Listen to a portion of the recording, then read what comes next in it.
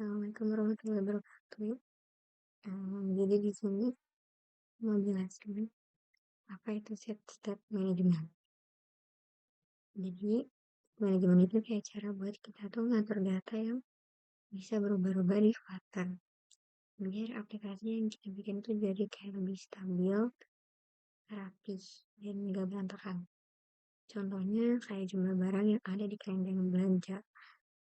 Eh, jadi kayak misalkan user ini mau mau nambah produk di di keranjang itu kan dia kalau misalkan yang awalnya keranjang itu 0 jadi 1 atau 2, nah itu namanya tuh state, kayak bisa berubah-ubah gitu kan. Nah, data yang berubah itu disebut state. Nah, eh, kita tuh mau nanganin biar si state yang berubah-ubah ini tuh biar bisa kita atur ke datanya biar dia itu lebih rapi. Kita tuh jadi eh, bikin bikin itu pakai blok atau business logic component. Nah, tujuannya itu biar kita tuh misahin tampilan.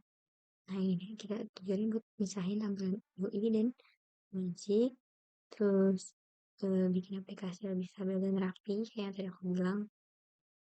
Terus sama menghindari kode yang berantakan. Jadi UI-nya itu buat fokus tampilin data aja dan bloknya itu buat proses ngatur datanya. Nah, dan juga di blok ini tuh ada 3 bagian utama, yaitu event, state, sama blok itu sendiri. Jadi event itu kayak aksi atau input dari user. Contohnya kayak misalkan si user itu klik tombol, eh nambahin nambahin ke keranjang, kayak gitu lah pokoknya kayak klik tombol. Nah, misalkan si user itu klik tombol, habis itu dia tuh bakal dikirim ke blok ini. Nah, habis itu kan nanti sama si blok kan diproses kan. Nah, blok itu ngeproses event yang aksi tadi. Habis itu, habis diproses blok bakalan ngeluarin state baru. Jadi alurnya tuh kayak user melakukan sesuatu di event, habis itu diproses sama si blok, baru si blok ngeluarin state. Nah, ya udah, yang terakhir UI-nya itu bakalan berubah sesuai state yang terbaru. Jadi UI itu bakalan munculin state yang terbaru.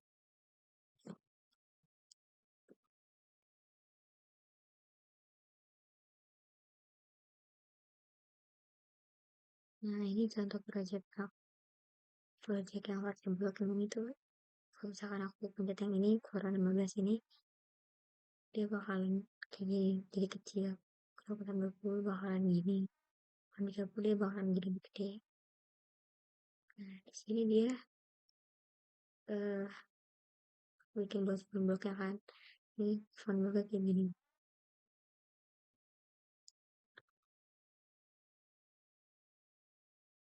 Jadi font blok itu kayak buat terima event dari user. Kayak misalkan user itu mau mengubah ukuran font, terus hasilnya itu jadi font state. Nah, dia itu kan dari awalnya udah ngasih state font itu 10 kan, mulai dari 10. Nah, jadi kalau misalkan dapet eventnya di set font size ini, kita bakalan langsung ganti image ini jadi state baru pakai ukuran yang dipencet si user. Jadi yang dikirim dari event, misalkan si usernya mau pencet state yang mana dulu nih. Jadi kayak misalkan ukurannya 10, tadi aku tuh yang ukurannya 10, misalkan itu pencetnya yang 10, nanti dia bakal muncul ukurannya yang ukuran font size yang 10. Karena yang 15 itu bakal muncul yang ukuran yang 15 kayak gini. Ini kayak buat logik kayak gitu. Jadi biar dia keubah ke state yang terbaru buildingnya. Nah, habis itu ada count event. Dan itu ada kita bikin class event khusus buat ngatur ukuran fontnya. Ini aduh, ini properti final double size yang nyimpen ukuran font yang baru nih. buat nyimpan ukuran phone yang baru. Nah, abis itu ini si set phone size ini tuh buat nerima nilai size yang pas user itu pencetnya tuh yang mana. Jadi yang misalkan user pencetnya size yang berapa. Dan itu dia kayak buat menerima nilai yang user klik. Nah, di sini tuh dia buat nyimpan ukuran phone yang baru. Kita lanjut ke phone step. Nah, kita bikin file isinya tuh buat nyimpan data kondisi yang sekarang. Jadi, nah final itu kan artinya tuh kan sekali set kan, jadi nggak bisa diubah. Terus dia tipe datanya itu double karena ukurannya kan bisa desimal. Nah, jadi forest itu tuh kayak, ini tuh ukuran font yang sekarang. Jadi kayak intinya tuh misal mencet tombol font size yang 18 nih. Nah, font blocknya tuh nangkep kan. Si font blocknya itu nangkep.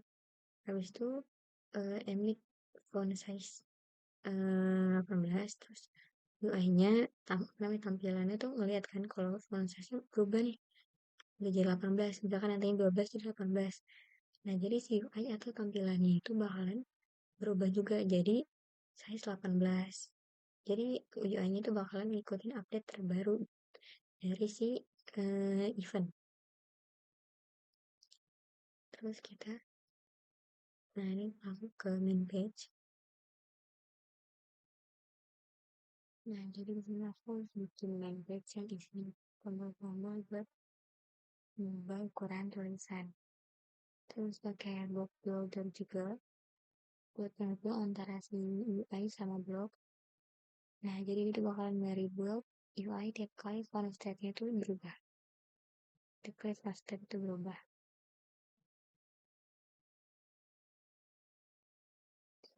Nah, jadi bentar. Eh, nah ini.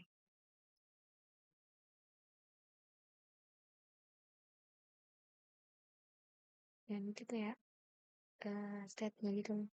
Jadi yang buat yang ukuran 15 segini button-buttonnya gitu buat ukuran font size-nya.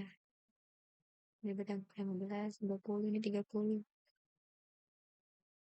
Nah, pokoknya font block itu kayak otaknya gitu. Terus font event itu perintah atau aksinya. Font state itu hasilnya, builder kejembatannya sama main page itu tampilannya. Nah, ini rendernya. Sekian dari aku. Wassalamualaikum warahmatullahi wabarakatuh.